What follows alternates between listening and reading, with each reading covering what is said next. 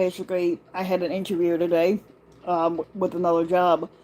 Obviously, it took an hour and 30 something minutes of getting there. I stayed on a walking trail, so I wasn't in like line of traffic. Um, so that was not too bad. And then basically, I walked that walking trail all the way up until the job that I had to go to. But like I said, because my mom's car broke down and my sister's car broke down, we basically have no way of getting back and forth. No, I did not go to the porn store today. I went to an interview for Outback Steakhouse. Basically, I'm trying to get a second job so that I can get my mom's car fixed as quickly as possible before winter time. Um, so basically, that interview went pretty well. If they decide to go with me, I'll get a secondary call calling me in for a second interview. Um, if they decide to go with me, um, hopefully they do. Um,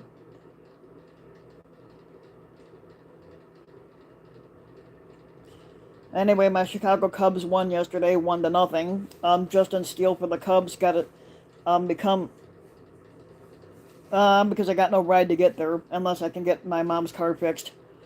Um, anyway, my Chicago Cubs won yesterday, 1-0. Pretty good win for them. Cody Bellinger got the only lone run, and Adbert Alizé got the 22nd save of the year. He's only blown one save out of the 23 opportunities, um, which is not bad if you think about it that way. Um,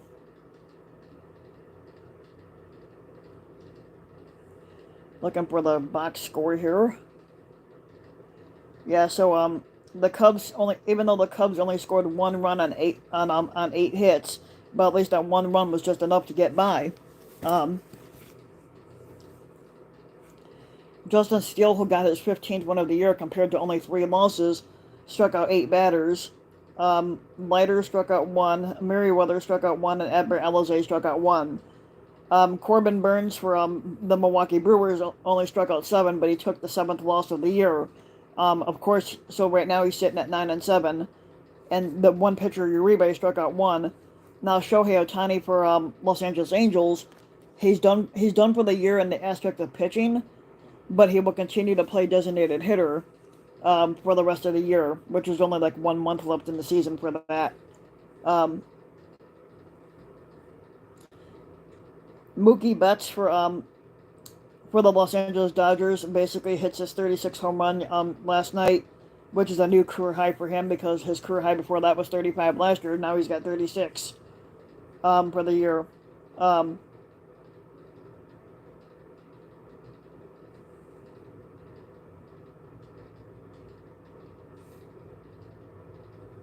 Now,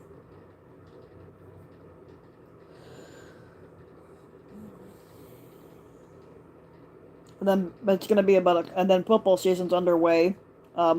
Bryce Harper had homered last night, so with his home run yesterday, it pulls him within one homer away from 300 for his career. Um,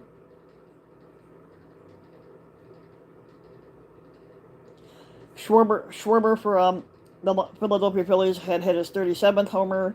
That's a player that the Cubs should have kept, but they didn't do that. Trey Turner hit his 18th home run of the year. Michael Lorenzen struck out 5 batters, but he did get his 8th win of the year. He's 8-8 on the year, so he's got 8 wins, 8 losses. On top of the Los Angeles Angels and Shohei Ohtani,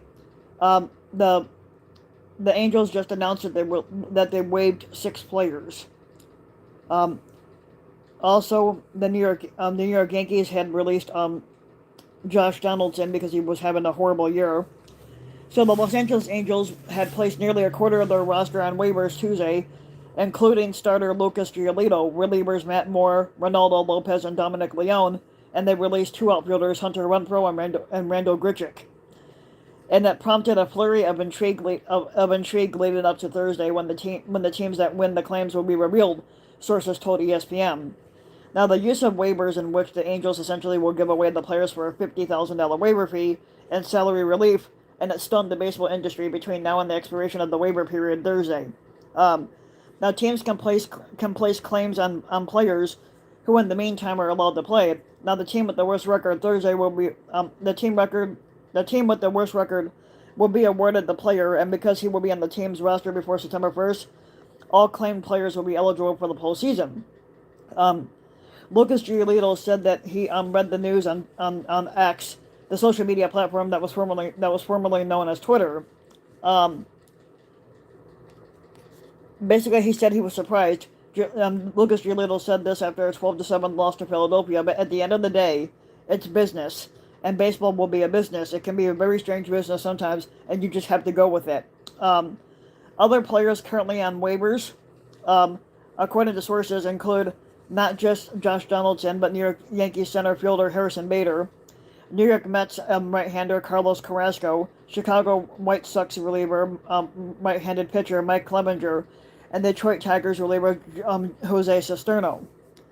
If all six Angels players are claimed, the team stands to save around $7 million in salary over the season's final month, and which is enough, perhaps, to push its payroll beneath the $233 million competitive balance tax threshold. Now, dipping beneath the tax would allow the Angels to recoup a second-round draft pick as a compensation if Shohei Ohtani leaves as a free agent rather than a fourth-round selection. Players who are not claimed simply would clear waivers, and they would remain under contract with the Angels. Now, regardless of who ends up where, and considering where the Angels were a month ago, a jump of this magnitude, even when it comes to free agents, to me, is almost unfathomable. Um, Now, late on July 26th, the same day, the Angels decided to not trade Shohei Ohtani, but they traded to get Lucas Giolito and Lopez from the White Sox for catcher Edgar Quero, who's a 20-year-old backup, ranked by ESPN's Kylie McDonald as a top 100 prospect, and left-hander Kai Bush, who is now in Double-A. Now, the price is heavy, but the Angels were indicating to the industry that they were pushing for a postseason spot to help convince Shohei Ohtani to remain in Anaheim. Now, 4 days later, they dealt for Grichuk and first baseman C.J. Cron in a deal with the Colorado Rockies. But since the August 1st deadline, the Angels are basically 7-18. But they only won 7 games and lost 18 since the August 1st deadline, which is the worst in the majors. But Ohtani is no longer pitching for the year after an MRI showed a tear in his right ulnar collateral ligament. Mike Trout, their star outfielder, came off the injured list, played 1 game, and then he returned with pain in his surgically repaired hamate bone. And the Angels, who were a half a game ahead of Seattle on deadline day, are now 63-70, while the Mariners are at 75-57. Reside in a 3-way tie atop the American League West Division.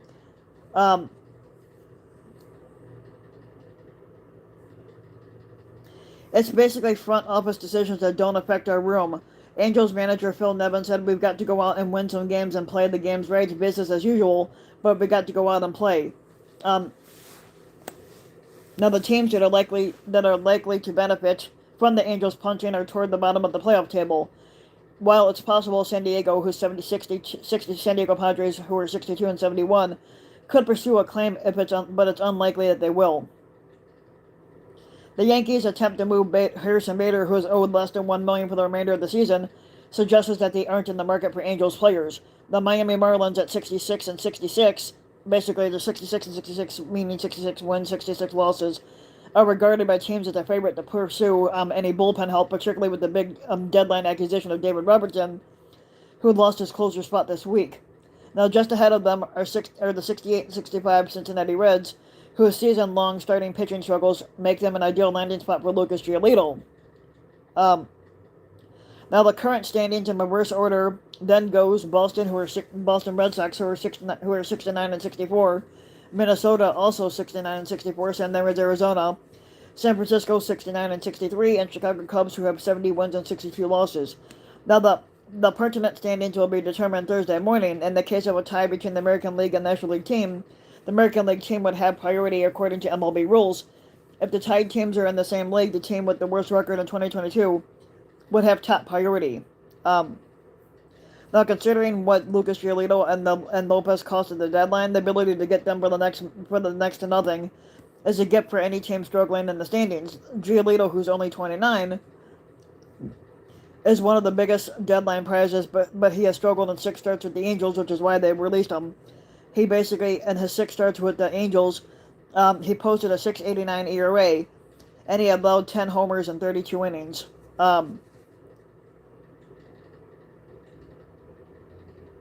Ronaldo Lopez is 29. He has been lights out for the Angels, striking out 19 batters in 11 innings, and he logged a 2.31 ERA.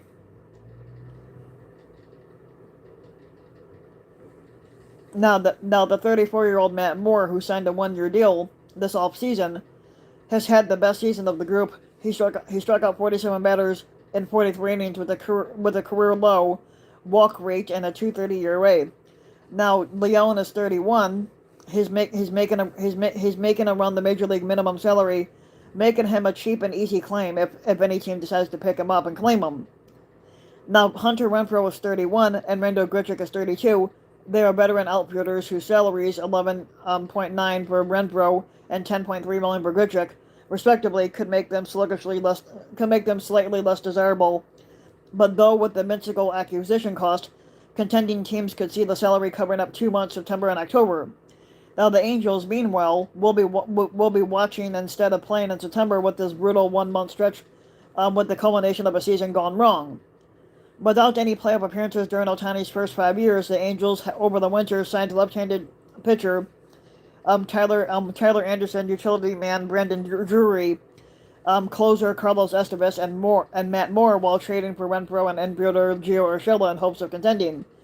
Now, buoyed by Ohtani's MVP season, the Angels looked primed to trade players away, including potentially Ohtani, until they won 7 of 8 games in late July, and the owner Artie Moreno decided to hold their superstar and tried to build a championship contender around him in the hopes of keeping him there.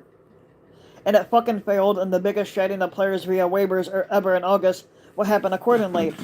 I don't know if the Cubs released anybody yet, but I'm pretty sure they will. Well, they did release Tucker Barnhart because he wasn't doing shit. The San Francisco Giants have activated Mike Yastrzemski after being on the injured list for over a month.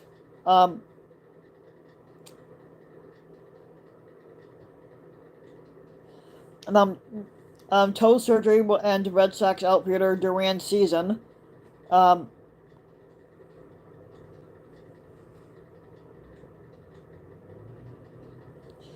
A shooting that likely happened inside of Guaranteed Rate Field in Chicago, which is the home of the Chicago White Sox, followed by a scary moment for Atlanta Braves star Ronald Acuna Jr. in Colorado, both in the span of 4 days. Major League Baseball is on track for a marked increase in attendance this year. The two high-profile incidents raise questions about the safety of players and fans inside and out of the big league ballparks. A spokesperson for the Major League Baseball Players Association said Tuesday that the union takes player safety very seriously, and that it will review the safety and security protocols of all teams and stadiums in light of these events. Following security incidents,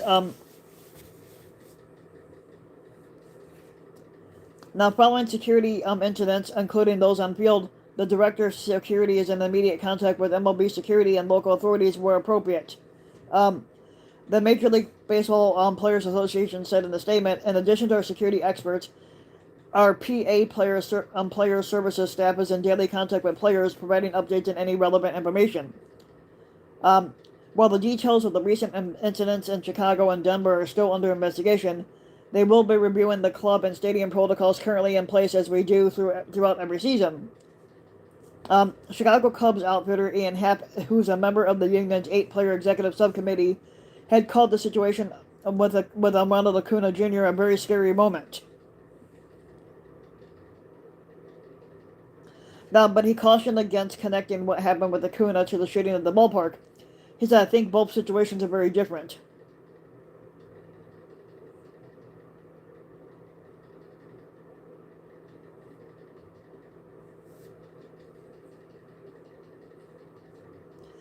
But two baseball fans hit let's see, it's a 36-second video, but let's see if I can reverse this camera around so that we can see exactly the video of what happened to Ronald Acuna Jr.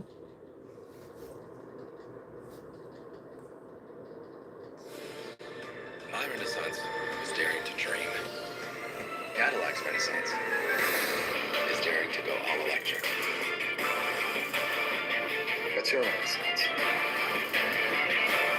So we can find something here.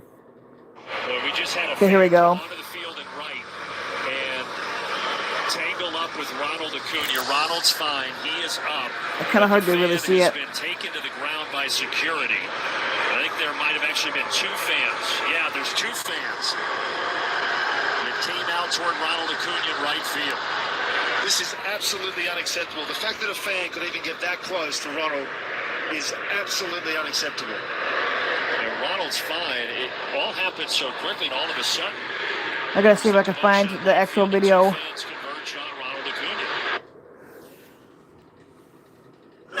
Since we started looking for a better cashback credit card, Options have been I'm coming out trying of to see if I can the find it. At Nerd Wallet, we can help you make the Okay, smart. that's not what I'm looking for there.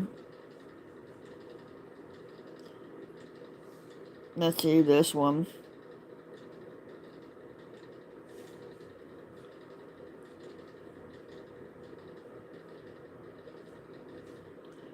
Yeah, I'm trying to see if I can find it. Hold on.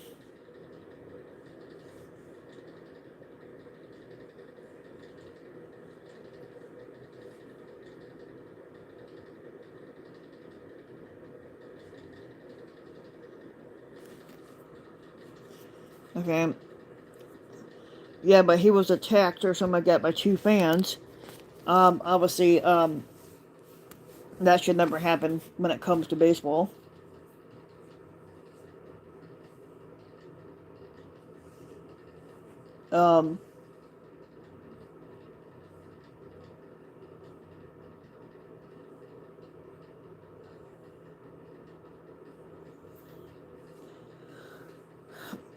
And then it took me about an hour and a half to walk to my interview and then back. It took me a little. Actually, it took me a little over an hour. It took me a little over an hour and a half to get back.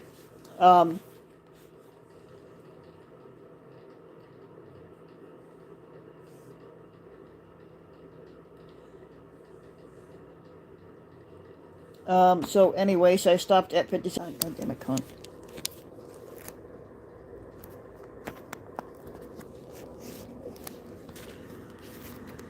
Let's get that thing touched out of there.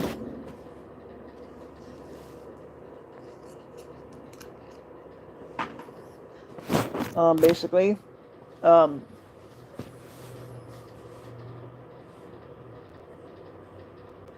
so basically when I got there, they asked me,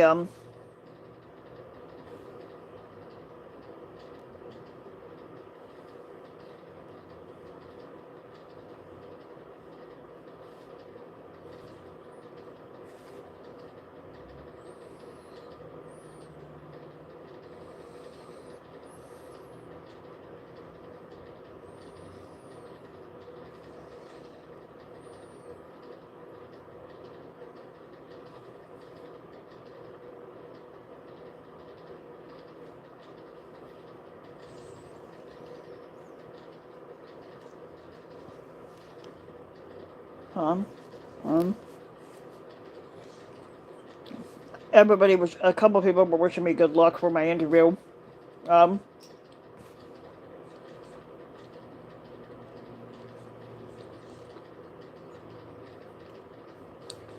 Basically,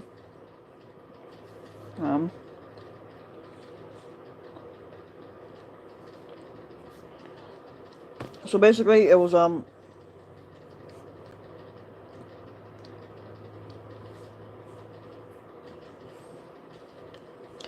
I saw,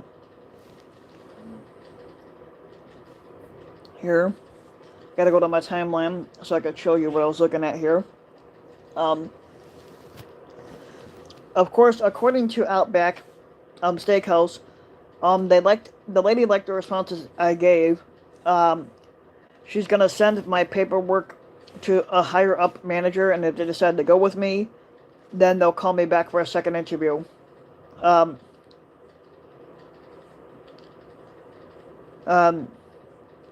They gave me a cup. The lady asked me if I wanted anything to drink, so I asked for a cup of coffee. They gave it to me, but oh, here we go. This is what I was looking for.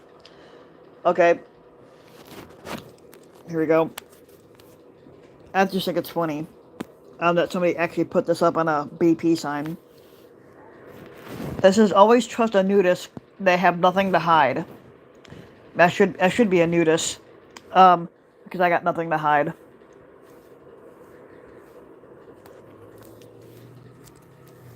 I had this for lunch yesterday. I love Mexican food, and this was the 10-inch Superman burrito I get from Taco Depot. That's like my go-to. That's like my go-to thing when I go there. I only get it like once a week because it is so expensive just for that burrito in itself. It's like $16 for that burrito. But like the dinner thing anyway. If you get the rice and beans with the burrito, then it's like $16. The burrito by itself was like 13. And it's well worth it because that fucking thing is so good. And then when I was walking up to my interview, there was a tunnel I had to walk that I had to walk through to be able to get on the walking trail, and somebody graffitied inside, and I took some pictures of the graffiti. Somebody actually put this up there. It says, "Emancipate yourselves from mental slavery. None but ourselves can free our minds," and that was a quote by Bob Marley. Then there's that picture right there with the sun. And then this looks like a diamond. But let me see what else we got. Okay, those are the only three I took. Because it's kind of hard to really see in there. And no, I did not graffiti because I do not know how to.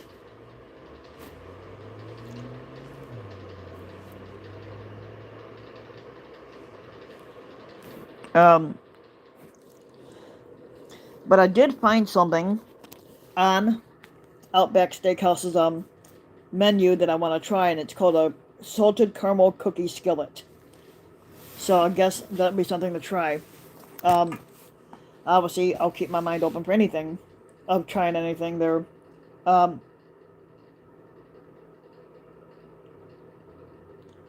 gotta look at their menu.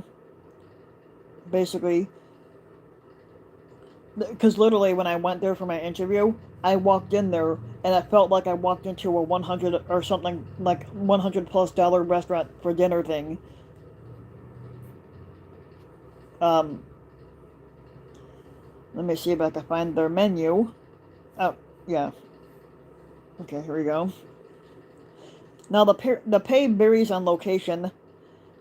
But if you're a busser or a host, you're gonna get tipped out. Same thing with the bartender and a server. Here we go, menu.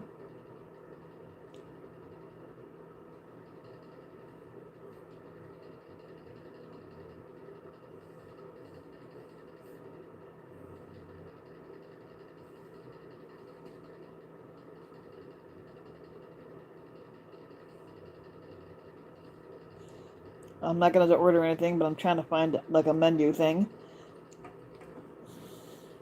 And they got a lot of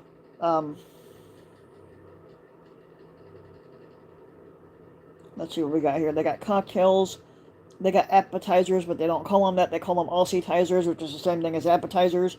They do have steaks and steak and make combos.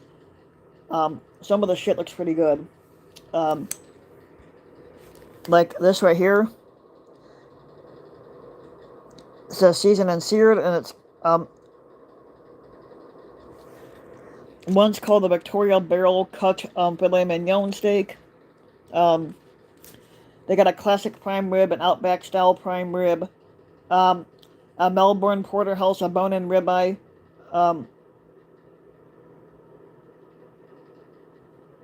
They got something called a steamed lobster tail. This okay. They got a. God damn it, bitch. This is the shrimp pasta. Of course, I would love to do that. There's a hamburger right here, which I'm not really big on hamburgers. Then that's their alcoholic drinks. Now, here's the hot and honey fried shrimp. That sounds pretty interesting. Then they got another one called grilled chicken and hot honey fried shrimp. Then they got something called sirloin and hot and honey fried chicken. Then they got something called filet and snow crab. Then there's salad, which I won't do. Then they got something called Tim Tam Sundae. It's a new item. But I want to try that one other thing that I saw if I could find it. Okay, here we go. Sweet finish. Yeah, here we go. Sweet finishes. One's called a Tim Tam brownie cake. Chocolate, and then one's called Chocolate Thunder from Down Under. One is called a New York style cheesecake. One's called a triple layer carrot cake. Then there's something called butter cake, and then this one is the one I wanted to try. Salted caramel cookie skillet. It's basically warm salted caramel. It's a warm salted caramel cookie, and it's got pieces of white chocolate, almond toffee, pretzels, and vanilla ice cream. That sounds so good and so interesting. Obviously that's something I want to try. And they got something called More from the Sea. Let's go check this out. There's some new items here. One's called Spicy Jam and Meatloaf. Then they got something called Kingsland Steak and Shrimp. But then from the sea, basically, what we're talking about is grilled shrimp on the Barbie entree, perfectly grilled salmon, lobster tails, and Toowoomba salmon.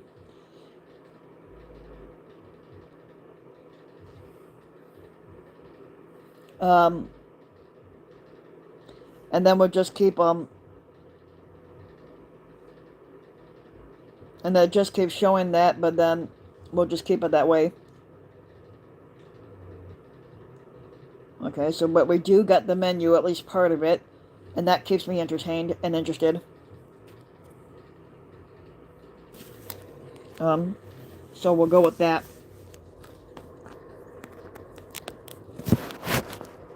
Okay, here we go.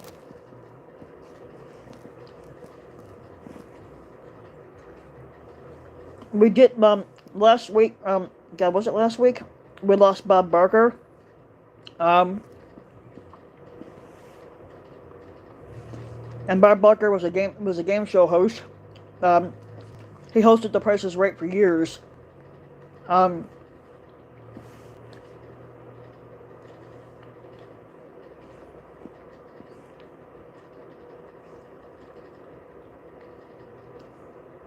Well, he hosted game shows for over 50 years at least. He started off hosting the Truth or Consequences show from 1956 to 1975. In 1972, he started hosting The Price is Right, and he hosted The Price is Right from 1972 to 2007. Before retiring, basically. Or actually, no, he died like 4 days ago. He died August 26th. He was 99 years old, but he lived a good long life. But if he had lived up until December 12th of this year, he would have been 100. I especially love that scene in the movie Happy Gilmore, where Adam Sandler and Bob Barker were beating the shit out of each other, and Bob Barker beat the shit out of Adam Sandler's character in the movie. That was like the one thing I remember about him.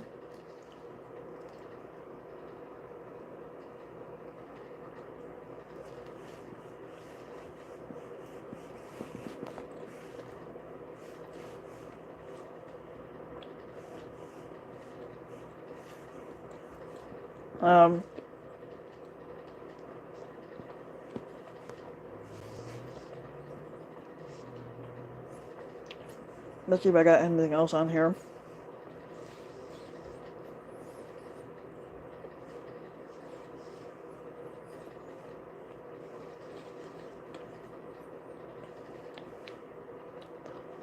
If I could get my mom's car fixed, I want to go to the Lion's Den, and that's like the closest porn store that we have in my area.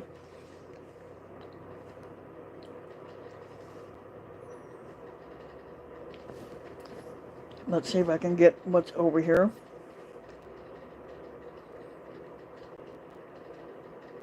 We did lose somebody from the band Whitesnake, I think. It was like some guitar player for them, and I forget. I have to look at it and make sure.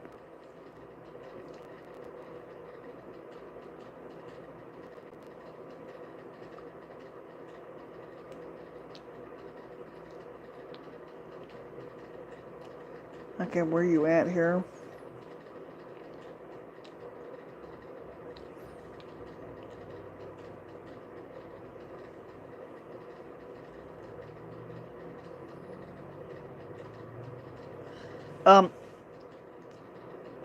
Um, Clay Mathiel died. He was the one that started the lamb's pet food thing. Oh wow, didn't even know about that one. Tony Roberts passed away. He was a he's a Hall of Fame sportscaster. Basically, he broadcast a lot of Notre Dame games. It says he died. He was 94. That's a good long life too to live to.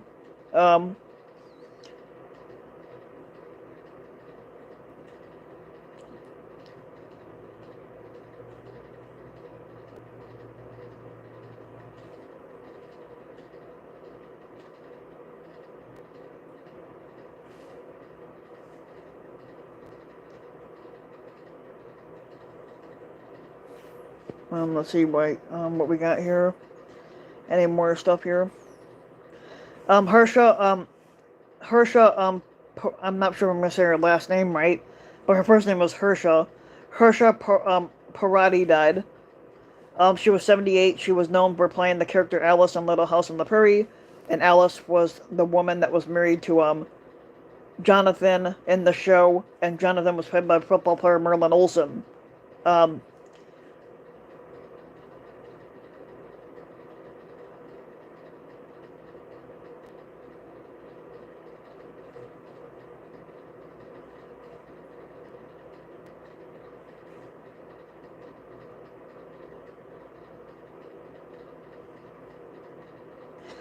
yesterday when I was at work, I had to keep coming out of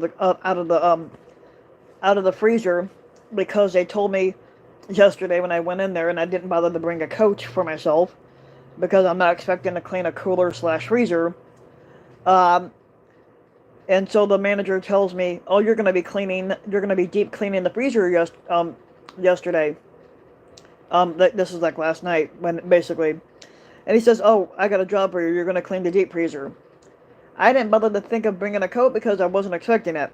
And then I was in there for like 10 minutes. I'm like, fuck, it's freezing in here. And I didn't even get anything started on it because I couldn't be in there without a jacket.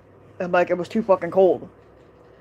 The closest thing I got was basically just like, like sweeping and wiping down a few things. But there was more to it than that. And I didn't get the chance to do all the other stuff yet. Um,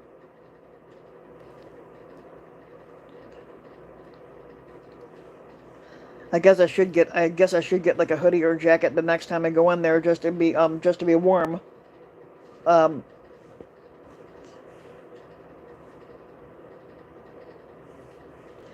I found out from some stuff because I didn't always notice it, but I found out at Cracker Barrel if you're like a par four or higher, if you're like a par four, you get 75% off your meals, but you get like 50% if you're par one, two, and three. But once you hit par four, then it becomes 75% off, which is well worth it. And I didn't know anything about that until somebody told me.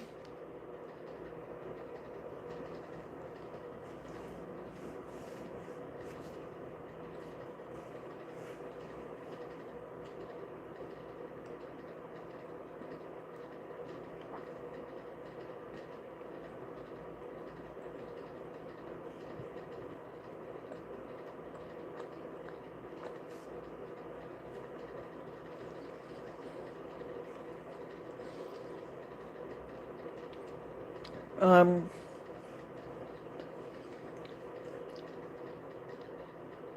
Now, depending on if Outback decides to go with me, I'm gonna try to save up as much money as I can, just so I can get my mom's car fixed faster. Then I don't have to walk as much.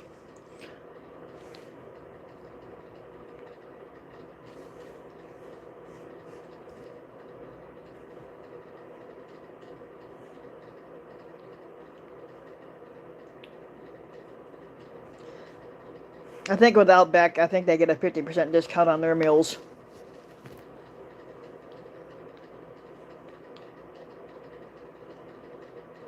Um, a few people commented on this photo. Um, like my mom basically said, "Good luck." My sister was being a whore. Um, a couple people that I knew from a prior life basically commented.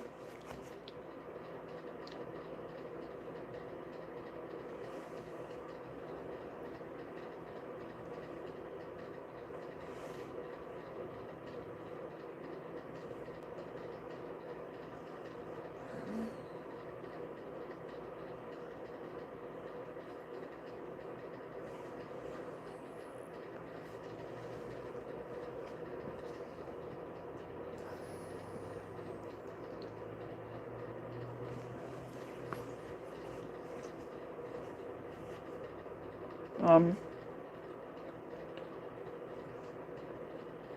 Here.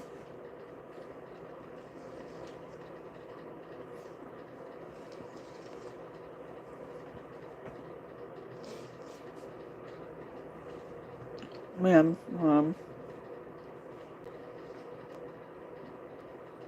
this one maybe? Let me see.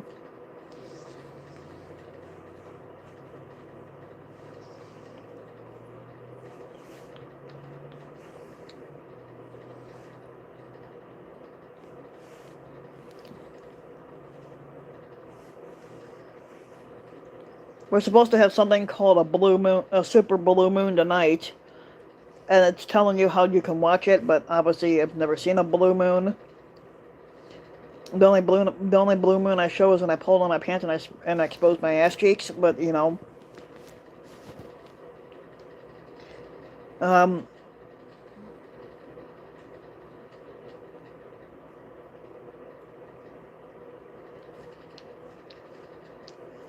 let's see, U.S. news if we have anything, or world news today. Um, but we did have the hurricane that landed in Florida. Um, the Hurricane Adelia. Um,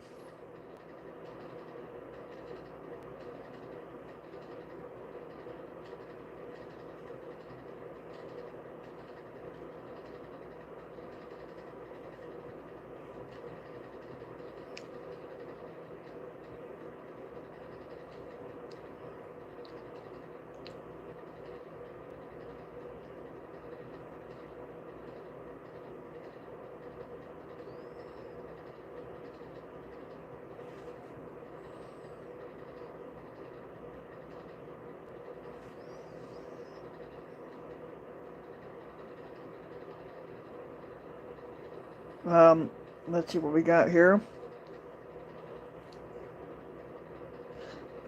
Contaminated water in Florida could cost people their body parts. Depends on exactly how the hell that happened.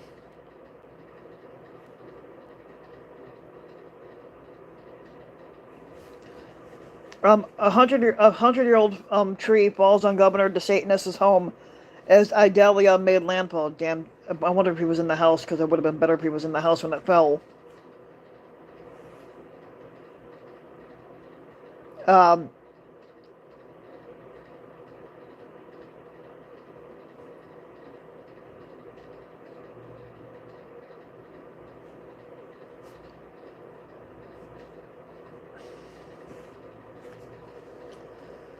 um, Here.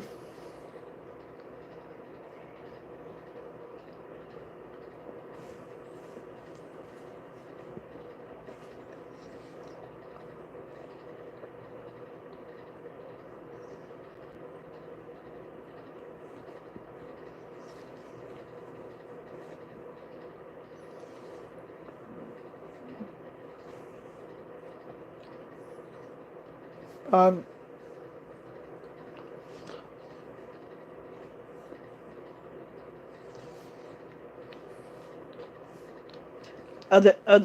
a jiu-jitsu master from Texas falls to his death from seawall while attending a wedding. Damn.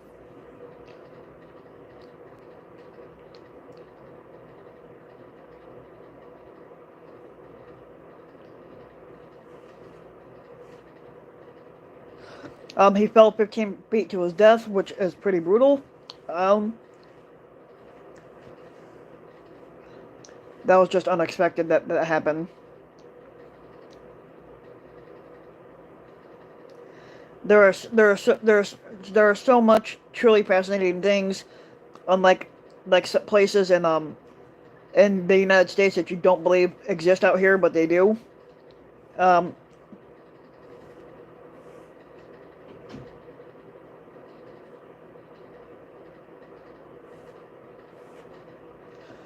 One of the things is the White Sands National Park. One of the newest national parks, White Sands in New Mexico, is a surreal field of stark white dunes, which go up to about 60 feet tall. They're not made of sand, but of gypsum. And this is the largest gypsum desert in the United States. The flower fields at Carlsbad Ranch. Now, if you prefer a more colorful backdrop for your photo shoot, then you have to visit the flower fields at Carlsbad Ranch in California. It's 50 acres of full, giant, telecote ranunculus flowers in all hues.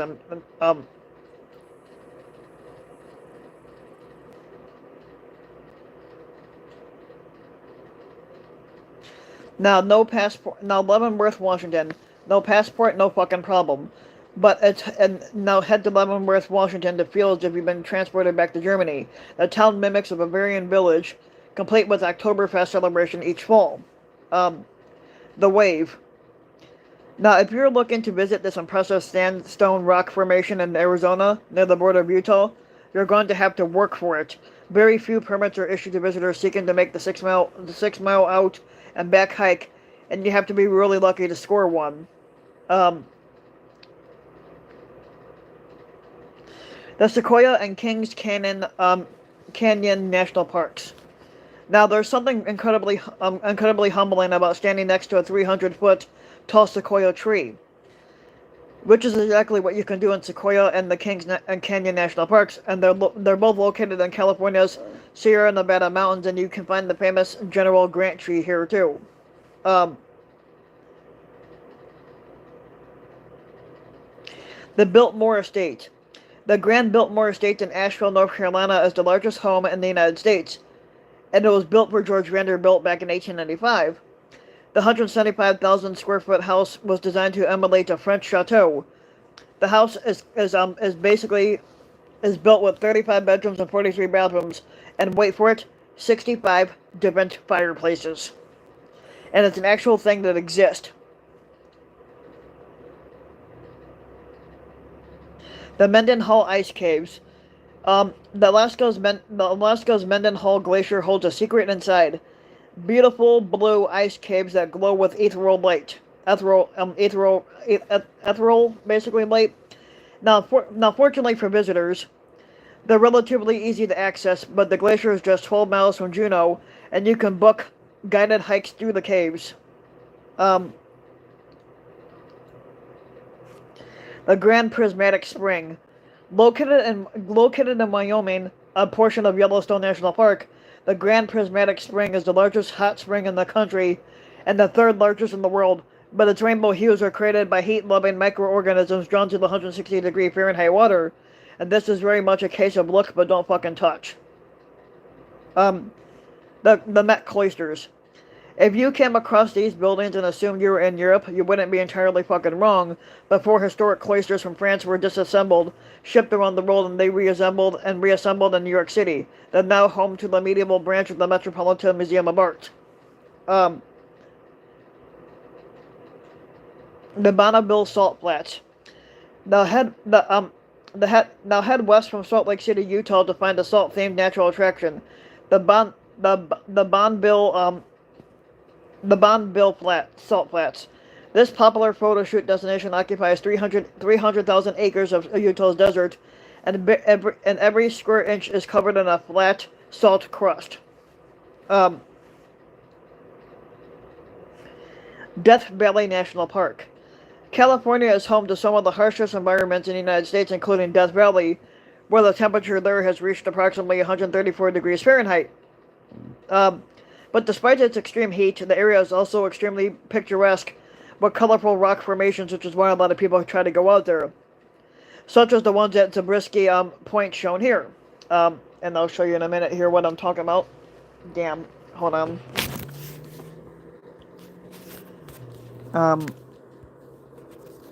This is Death Valley, basically part of it, but that's the Zabriskie Point part of it. And you see the rock formations there. That's pretty cool. Other one is St. Augustine. St. Augustine, Florida looks as if it was picked up from the Mediterranean and shipped overseas. Many of the town's buildings feature a Spanish-style architecture, which is a nod to the Spanish colonial period in the 16th century. The Hoh Rainforest. It's easy to forget that the United States is home to a rainforest, largely because it's not in a tropical climate, which is where you're going to find a lot of them. The Hoh Rainforest is a temperate one in Washington's Olympic National Park, where many services, including trees, are blanketed in a thick moss. Hold on here.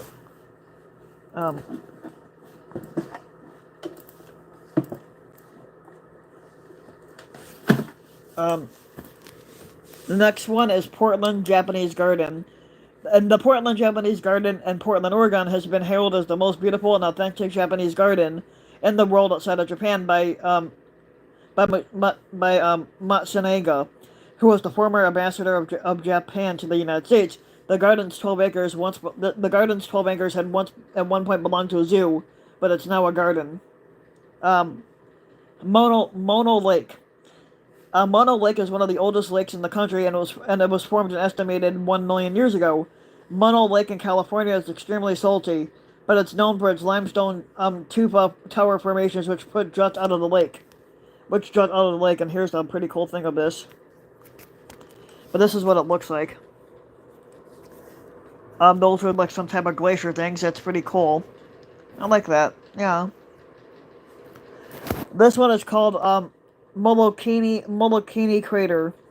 At Molokini Crater, look down as you're flying into Maui, Hawaii, at their airport, and you might spot this crescent-shaped island in the sea. This is the Molokini Crater, which is a former volcano that's now one of the best snorkeling and diving destinations in the Hawaiian Islands. If you live out there, Pella, Iowa. The town of Pella, Iowa is very proud for its Dutch heritage. How can you tell? Downtown is a home to the tallest working grain and windmill in the country. There's also the Molengracht Canal, which is reminiscent of Amsterdam's own canal system. It's even lined with Amsterdam style architecture. Sequim, Washington. And no, these flagrant lavender fields are not in the south of France, but they're founded in Sequim, Washington, which hosts an annual lavender festival each summer. And you can see the lavender flowers here. Those are lavender flowers, man. Those are so beautiful. Kind of dark on my screen here because I think the thing just went dark.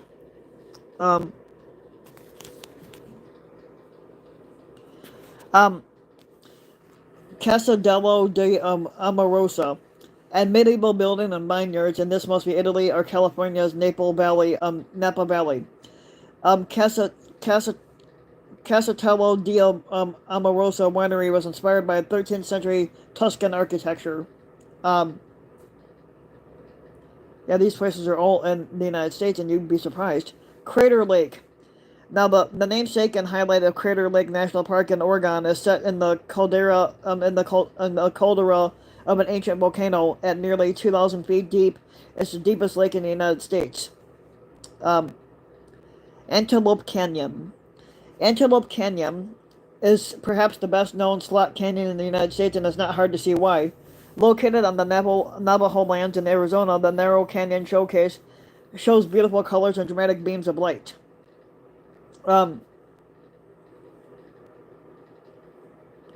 Biscaya Museum and Gardens. This was built in 1916, but Biscaya in Miami was the former home of the businessman James Deering, and it's now a National Historic Landmark and Museum.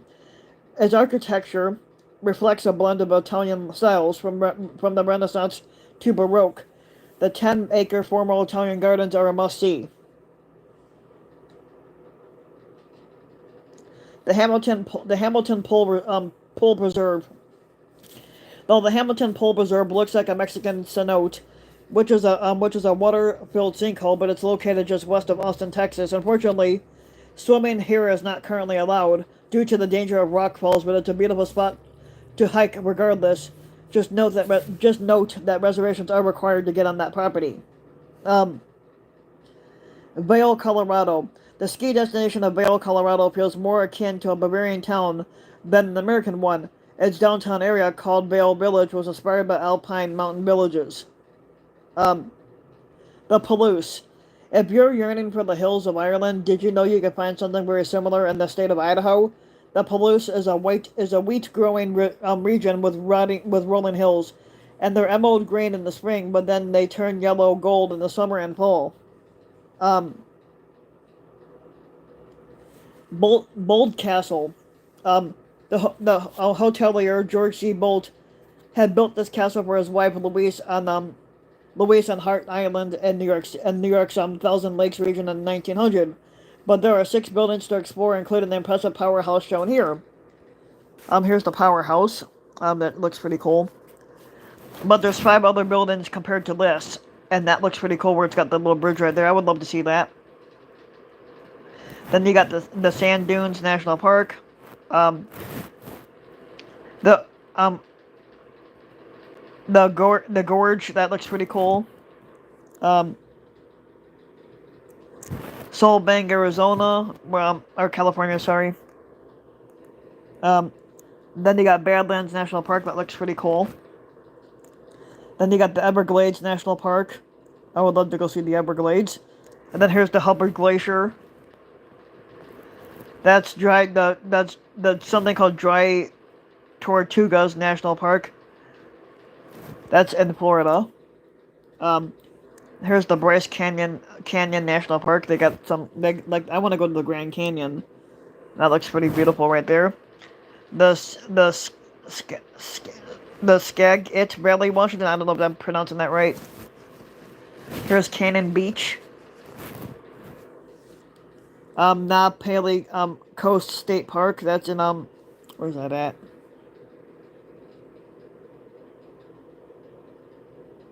Oh, that's in Hawaii. Okay. Which I'd love to go to Hawaii if I ever could. And then we got Flushing, Queens. That's Flushing. That's New York. There's something called Pictured Rocks National Lakeshore. This is in, I don't even know where the hell this is at. Oh, Michigan. Okay, that's the state of Michigan. Okay.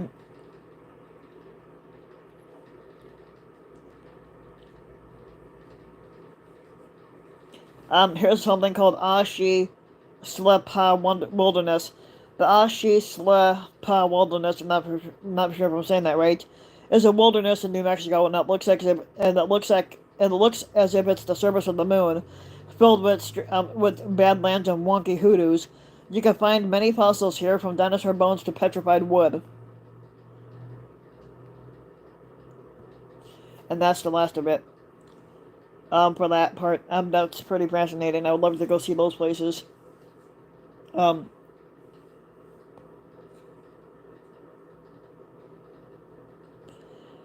I am gonna keep eating here, especially trying to eat my fries here before they get cold. There's nothing sucks more than eating cold fries. Um,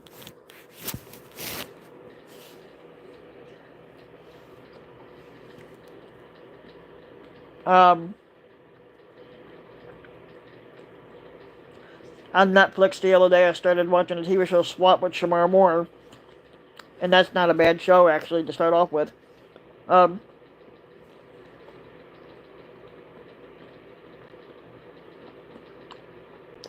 I think they've done 6 seasons so far of the TV show SWAT, but I think they're coming back for season 7, and that will be the final season.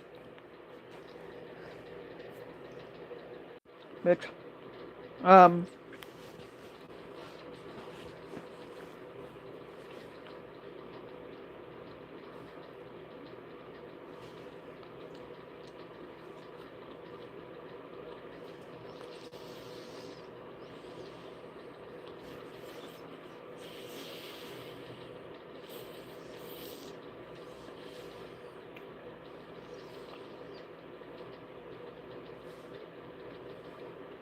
There's some referee in basketball that retired. He was being investigated.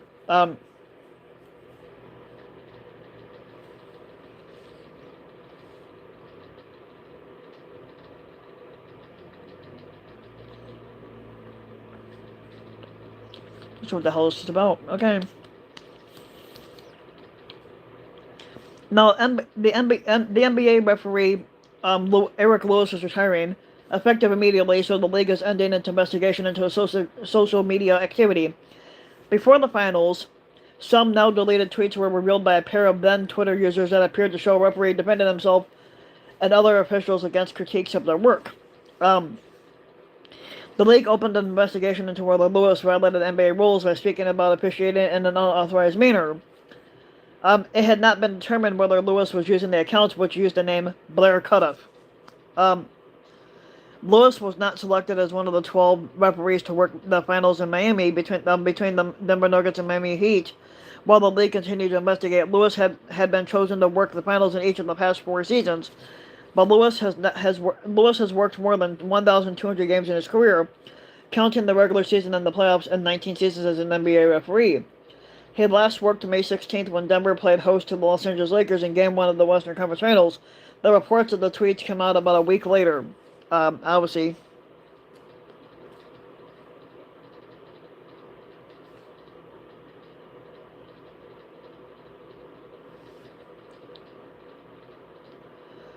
On October 5th, I think that's when the regular season and preseason starts, and it states the first game will be held. The first game for this year will be held in Abu Dhabi.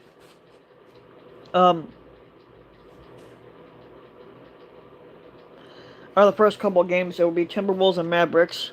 For those 2 games, and they will both be held in Abu Dhabi.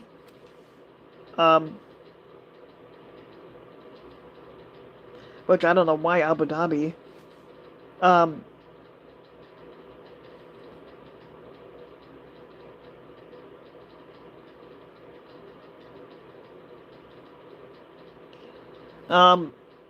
Let's see, there's not much else to go on here.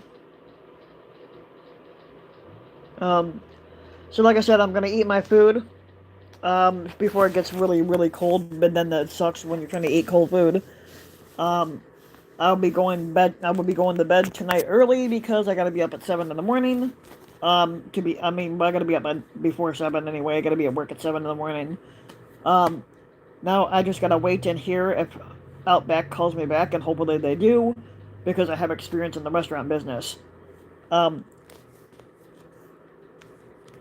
So basically that should get me in. But I hope you guys enjoyed, and I'll be back next week. So if you want to support my work even further, you can donate to my Patreon link, which you can find in the About section of YouTube, and you can also subscribe to my channel. Also hit the like button on the and then leave a then if you want to leave comments on my videos, you can to support the work even further. And I'll be back, like I said, next week.